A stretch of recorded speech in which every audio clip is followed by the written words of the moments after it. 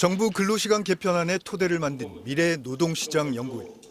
법학 5명, 경영경제학 5명, 사회복지학 1명 등 12명의 교수로 구성됐습니다.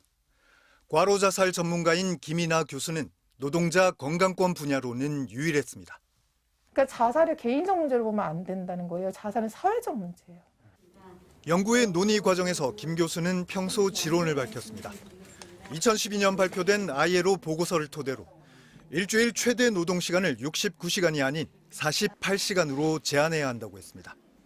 연장근로 정상기간을 한 달이나 분기별로 늘리더라도 건강권 보호를 위해선 48시간 상한선은 지켜야 한다는 겁니다.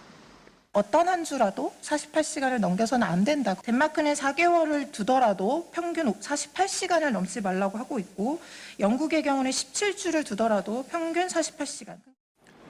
하루 12시간을 일할 경우 퇴근 1시간 전 사고 발생 위험은 2배.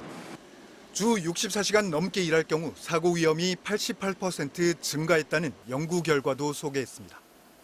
하지만 이런 의견은 받아들여지지 않았습니다. 글쎄요, 왜 안 받아들여졌는지는 어쨌든 이제 논의하는 과정에서 이 문제의식이 다 전달되지 않는 걸 알기 때문에 결국 김 교수는 연구회를 중도 사임했고 유일한 건강권 전문가가 빠진 상태에서 주 69시간제가 발표됐습니다. 대한직업환경의학회는 노동자들의 건강에 악영향을 미칠 것이 자명하다며 정부 개편안에 반대 의견을 분명히 했습니다. 장시간 노동을 막지 못하는 제도 변화는 저희 보건학적인 측면에서는 계약이라고 밖에 볼 수 없습니다. 고용노동부는 김 교수가 사임한 걸 나중에 알게 됐고 11시간 연속 휴식과 휴가 활성화 등 건강권 보호 대책을 포함했다고 해명했습니다. MBC 뉴스 차주혁입니다. 그리고 좀 전에 말씀드렸는데 MZ가 반발한다고 말씀드렸잖아요. 사회초년생 20대 휴가 사용 횟수가 얼마나 된다고 생각하십니까? 예? 사회초년생이? 네, 사회초년생들 20대들이 예. 휴가 사용 횟수가 얼마나 된다고 생각하세요? 지금 뭐 여러 조사 주체들이 샘플 다 조사를 다르죠. 한 경우가 있던데 어제가 저희 같은 보니까 뭐 19살짜리가 지금 1년 근무도 안 됐는데 연차를 다 쓰고요. 거기 100% 쓰더라고요. 사업장마다 다 다르죠. 그런 것만 보시는 것 같아요. 언론에서도 몇 군데 아니, 조사를 했는데 20대 휴가 사용해서 55%라는 것도 있어요. 사실 제 주변에도 아까 윤건영 의원도 말씀하셨잖아요. 휴가도 다 못 쓰는 데도 있다고. 저 휴가 다 쓴다는 데는 거의 못 찾아봤거든요. 근데 일부러 보시려고 싶은 것만 보는 거 아닙니까? 저희가 일이 많을 때 몰아서 근무하자는 정부안에 대해 노동자들은 건강을 해칠까 우려했습니다. 편도로 1시간 반 정도 걸립니다. 하루에 한 6시에 나와서 집에 들어가면 11시쯤 되겠네요. 계속 가다 보면 좀 많이 힘들 것 같습니다. 저도 주 52시간 하기 전까지만 해도 거의 출근하고 일하고 퇴근하고 바로 잠들고 일어나자마자 바로 또 출근하고. 일을 몰아서 하고 난 뒤에 몰아서 휴가를 쓴다는 확신도 없습니다. 절대 가능하지 않다고 생각합니다. 어쨌든 회사들이란 게 매출액이란 게 있기 때문에 그건 절대적으로 저는 쉽지 않다고 생각을 해요. 지금도 직장인 10명 중 3명은 법정 유급 휴가를 제대로 쓰지 못하는데 회사 규모가 작을수록 휴가를 못 쓴다는 응답은 더 높아졌습니다.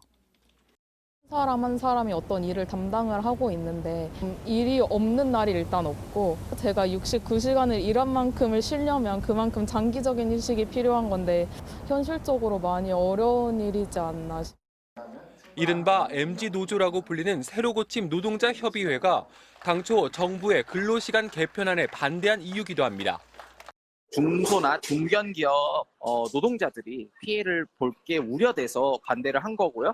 노동자들이 그걸 방어할 수 있는 제도나 그런 게 아직 마련돼 있지 않아요. 민주노총이 주 69시간 근무를 강조하며 실시한 즉석 비공식 설문조사에서 반대한다는 답은 88%에 달했습니다. 윤석열 대통령의 재검토 지시에 대해 노동계는 포장지를 좀 더 그럴싸하게 만들라는 것뿐이라며 근로시간 개편안을 원천 폐기하라고 요구했습니다. 당초 정부안에 환영 입장을 냈었던 재계는 주 69시간씩 장시간 계속 일하는 일이 발생하는 건 쉽지 않을 것이라면서 제도에 대한 오해를 풀고 설득하는 작업이 필요하다고 밝혔습니다. MBC 뉴스 임상재입니다. 몰아서 일하고 몰아서 쉬자. 정부의 근로시간 개편안은 단순 명쾌합니다. 바쁠 때는 일주일에 69시간씩 일하는 대신 휴가를 활성화하겠다는 겁니다. 특히 장기 휴가를 강조했습니다. 안식, 월, 한 달 살기 등 장기 휴가도 가능하게 됩니다. 징검다리 연휴, 단체 휴가, 10일 이상의 장기 휴가 사용도 활성화하겠습니다. 2주 연속 집중휴가제, 3주일 장기휴가 보장, 3년마다 한 달씩 안식월 제도. 이미 장기휴가 제도를 시행 중인 기업들도 있습니다. 하지만 극히 일부 대기업에만 국한돼 현실에선 그림의 떡입니다. 일할 때는 몰아서 일하겠지만 쉴 때 과연 그 몰아서 쉬는 게 지켜질까가 의문이 드는 것 같아요. 일손이 모자라 있는 휴가도 못 쓰는 대다수 기업들의 장기휴가를 강제할 수 있을까? 정부는 이미 2015년부터 공무원을 대상으로 실험을 시작했습니다. 연가 저축제. 못 쓰고 남은 연가를 최대 3년 동안 저축해 한 번에 몰아서 쉬는 제도입니다. 매년 11일씩 3년을 모으면 한 번에 33일을 연속으로 쉴 수 있습니다. 그런데 33일 연속 장기휴가를 사용한 공무원이 몇 명이나 되는지 발표된 정부 자료는 없습니다. 33일씩 휴가 가신 분이 주변에 계신가요? 없죠. 대체제가 없잖아요. 안 그래도 업무 때문에 못 갔는데 그렇게 33일씩 써버리면 이제 일이 안 돌아가는 거죠, 사실은. 일은 많고 눈치 볼 사람도 한두 명이 아니라 3년 동안 저축해둔 장기휴가조차 한 번에 날려버릴 때가 많다고 합니다. 네, 저축을 하죠. 근데 쓸 데가 없죠. 저축해놔도 나중에 못 쓰면 그냥 소멸되는 겁니다. 없어지는 겁니다. 정부가 발표한 근로시간 저축계좌제 역시 이런 전철을 밟을 가능성이 우려됩니다. 몰아서 일을 하고 몰아서 장기휴가를 가라고 하지만 사실상 초과근무 수당만 못 받는 꼴이 될 수도 있습니다. 똑같아요. 우리 초과근무 돈 안 주는 거 있잖아요. 그거 모아가지고 이제 연가로 쓰라 하는데 똑같은 방법이거든요. 임금을 줄이겠다는 거거든요. 철밥통이라는 공무원들조차 실패한 제도를 민간기업, 그중에서도 중소기업과 비정규직 노동약자들이 제대로 활용할 수 있을까? 직장갑질 119 조사 결과 비정규직 노동자의 47%는 있는 연차휴가조차 제대로 쓰지 못한다고 답했습니다. MBC 뉴스 차주혁입니다.